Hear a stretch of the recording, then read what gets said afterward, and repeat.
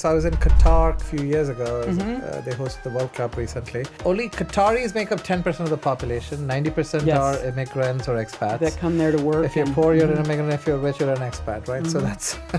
So apparently, if you in Qatar, it's illegal to be homeless. If you're a Qatari found homeless, they will take you and give you a home. If you're an immigrant, they will deport you, basically. Right, So, right. I mean, that's the other extreme of people trying to clean up the country. The compassion technically knows no bounds. And where do you draw the line? Gotta be there. I'm losing my cool. I'm on the edge. Something's taking over me. I'ma be down on my knees. You know I'm ready for this. You keep me begging for this. This is the Ocio Show with Rahul, where I have deep conversations with interesting people on topics that are meaningful, slightly personal, and perhaps controversial. Roll with this. I could do this all day. I could do this all day. Back up, I'ma run this town. I'm headed for the top and you know it's going down.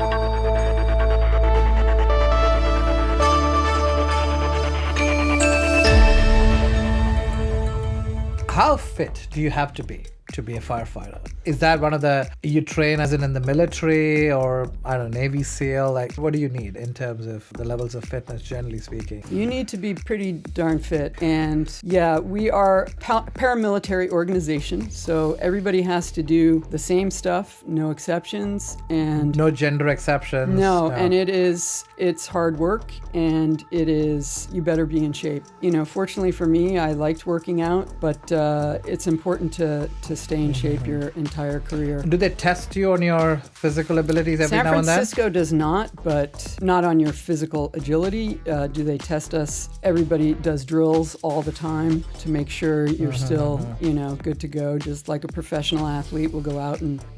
But no, we do not have a yearly physical like some departments do. Yeah. Some departments do, and that's mostly because labor didn't want us to have one. I see. Can you let yourself go once you join fire department?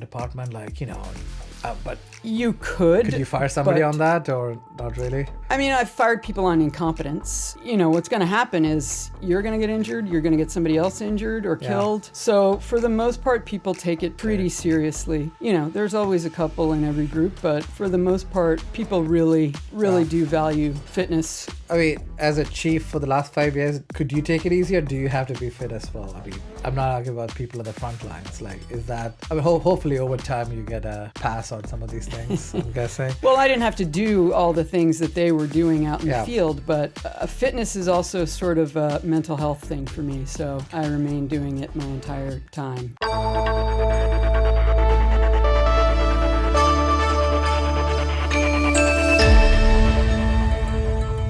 How is a firehouse life? Like, give us a day in the life of a firehouse. So different firehouses have different personalities, different regular members there, different neighborhoods and the like. The day is from 0800, 8 a.m. to 8 a.m. the next day, but people will typically come in around 7 a.m. So the crew from the day before doesn't get held over on a long call or something. You know, the first hour from 7 to 8, you just kind of hang out and you get all your equipment ready to go and hang out at the big kitchen table and have some coffee and talk with everybody. And then after that, there's a roll call where the officers make sure everybody is there. Here's your positions. Here's what we're doing today. And then everybody goes and does their part in the firehouse. So if you're a driver, you're going to check the engine or the truck out from top to bottom, make sure all your equipment's good to go.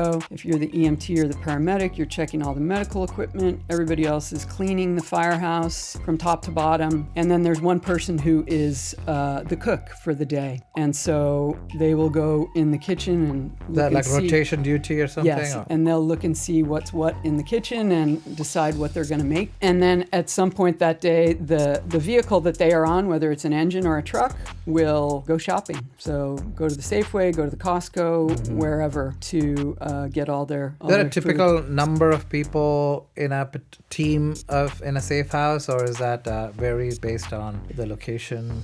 So it is based on the equipment that is there. For example, Station 28, which is in North Beach, only has 4 people. It has 1 engine. It's a very small station, has 4 people. In the Mission, there is a triple company there, actually quadruple. There's an engine, there's a truck, there's a rescue squad, and there's a chief. So there are, 18, 20 people there a day. And so in the morning, you can imagine how crowded it is and loud it is and everything. So the 18 rotate every day? Yeah. Or there's a crew of 36? Or like how does that work when it comes to So staffing and all that? no, so there is the way it used to be done.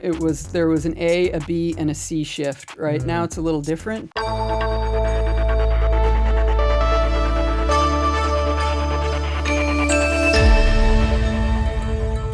Right before I got in, there were quite a few kids killed in one fire, and I know guys took that really hard. But one fire that I was at, that nobody died, but 6 of us were injured. It was an arson fire. Someone had poured an accelerant into the floorboards and into the ceiling space and lit it on fire. And, we got there at 1 o'clock in the morning or whatever it was, and it wasn't going out like a regular fire. And 6 of us ended up going to the hospital. One of our guys was critical. And But inhaling the fumes or? not just inhaling, but having his mask knocked off and inhaling superheated gases, so burning his lungs, his airway. I had first and second degree burns on 20% of my body, primarily on my back and the back of my head. Even with the gear and all that? Yeah, other guys got burns on their ears. Are these gears supposed to be like fire resistant unto a certain degree and all that? They are. However, if you are in a fire, you're invariably going to get wet with the water from the hose. It's everywhere. So you're going to get wet. Your equipment, your coat, your pants are going to get wet. If you go up high enough, it's going to turn into steam, and that's going to burn you. Yeah. And so that's what happened to me. Some of the other guys we do have hoods that will cover our ears, but they're not, you can tell when it's time to get out of a fire when that starts feeling bad. But yeah, you can still get burned in a fire. It just depends upon the situation, the scenario, how hot it gets. Fires today burn a lot hotter than they used to. 30, 40 years ago, it used to be wood, paper, and cotton. Now it's all these petroleum-based products.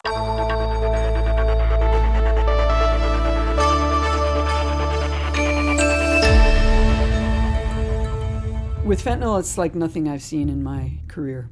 Nothing I have seen. Is that very prevalent in San Francisco, you think? Fentanyl? Yes. Yeah. Although I will say things have gotten a lot better with the task force that the mayor and the governor put together, and with Nancy Pelosi's help. And I mean, they have busted so many drug dealers and big time Where is it drug coming dealers. from, the fentanyl? Do you think it's coming across the border or this is local? I don't think it's local, no. I think it's coming across the border from all over the place. So, And what is it we're true what they say, like a very trace amount is going to be very lethal for people? Yes, a tiny amount of fentanyl can And you kill don't know you. whether it's laced with other drugs or not. Yeah, there's no controls on it, so who knows, To me, it is playing Russian roulette. And now, if you were out there playing Russian roulette with a gun, what would we do? We would take you to the hospital, put you in handcuffs, take you to the hospital, have you checked out. We don't do that with folks who are using fentanyl.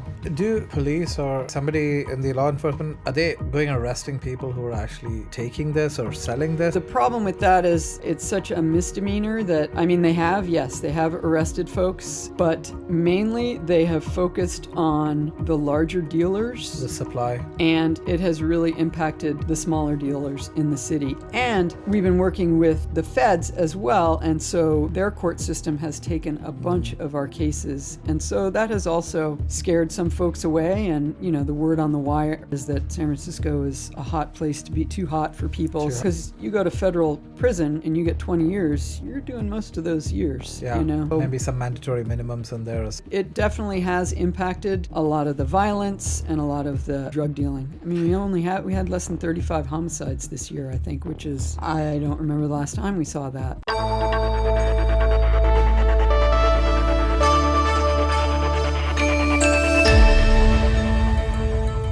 My understanding is that some of the new rules, I don't know where this is in the court system, but they're offered temporary housing, and if they refuse, then you pack up their belongings and put it somewhere. Typically, they will Something pack like up that. their belongings and literally move around the corner or something. So it's like playing whack-a-mole. So then you got to give them again another 24-hour or a 48-hour notice or something. Yeah. Can there repeat offender laws on this? There was a case that came down from the Supreme Court earlier this year, Grants Pass, that allows us to move people now. We couldn't even do that beforehand. Was it just in San Francisco or just anywhere in the country? It was anywhere in the country. There was a lawsuit out of Grants Pass, Oregon, and the court up there ruled that every municipality, city, or town has to have enough housing for everyone that's on the street, or you can't move anyone, which is like, that's what, free insane. Housing? Yeah. Hey, I really burden. want to live in Manhattan. Right. I'm going Let there. me go be homeless in Manhattan. Right? I'll get a free place to live, huh? Yeah, so that was overturned. So then we were able to start moving folks. But where are these people going? Where are you moving them to? Some of them will take services. Some of them will. A lot of them will not. And they just move to another block, another corner, another area. But did you book them for a first offense or something? Or like, how does that... how do you keep the record of these people moving around? The police would check folks' IDs, I think, and see if they were... And what they started doing was they started checking people if they had warrants. And they got a lot of people with warrants off the street.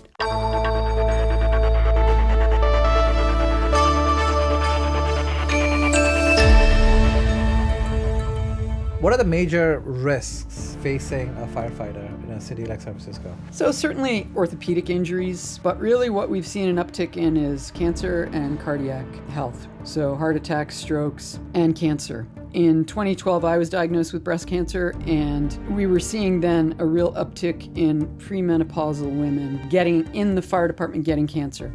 So we had a 6 times higher rate of cancer than women our same age in the general public. Is that same for men as well, or? Men were getting different kinds of cancers, but yes, the cancer rate increased for them. And again, it's all these, it's not just wood and paper and cotton anymore. And there's so many toxic chemicals that are not regulated. How do you prevent something like that for being a firefighter and you're going into the wild and, dealing with all this fire and fumes and all that? Like, how do you prevent something like that? Are you talking in San Francisco or out or in any fire departments who might have similar plight of cancer occurrence? Yeah, and so we've changed and put in new standard operating procedures and policies and the like. When I came in, we didn't even wear our, turnout pants, our big thick pants during the day at a fire. I just went in there with wool pants, and you are absorbing all that stuff through your skin, right? Yeah. Because when your skin gets hotter, it absorbs more, yeah. So we changed that. We also started decontaminating at fires, wiping stuff off of us, hosing down our equipment that we're wearing and using. We didn't take our bunker pants, our turnout pants, up into the dorm anymore.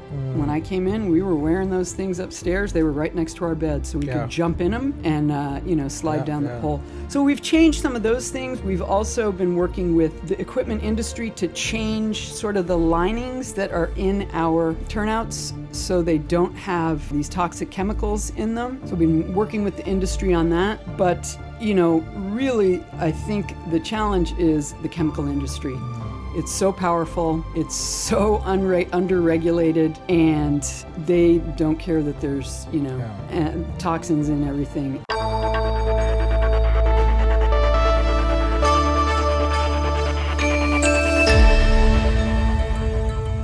It was really hard to be queer back there. And I had a lot of friends that were out here, and I had visited out here, and it seemed like of course, San Francisco is the most liberal city, but isn't Boston supposed to be very, liberal? Boston likes to think that it's liberal, but not really. No, and in the late 80s, being gay was not necessarily cool. I did my grad school in Boston, and somebody who lived there their whole life was like, Boston is like San Francisco, a small city, but just more racist. Like exactly, super racist. Yes. That was their take on it, not mine, but I would agree.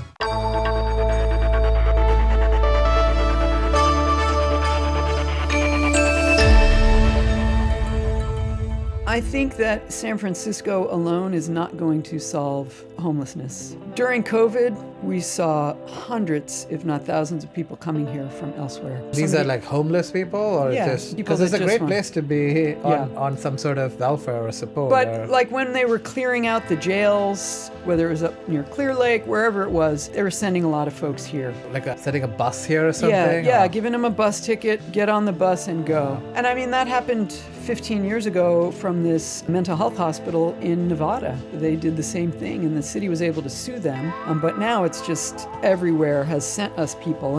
And I went out the first, couple of months of COVID and went out with one of my guys and we drove around and just stopped to talk to folks that were on the street. Where you know, how long you been here? Oh, less than 24 hours. Oh, really? Where'd you come from? Oh, Truckee. They gave us tickets here. the Truckee City. Yeah, Truckee. Just everywhere was sending They us call people. it NIMBYs, right? Not in my backyard. Yeah, not in my people. backyard, yeah. And so we've seen a ton of that, and we are still seeing it today. People that just want to come here and, oh, I can use drugs easy there, so I'm just going to go there.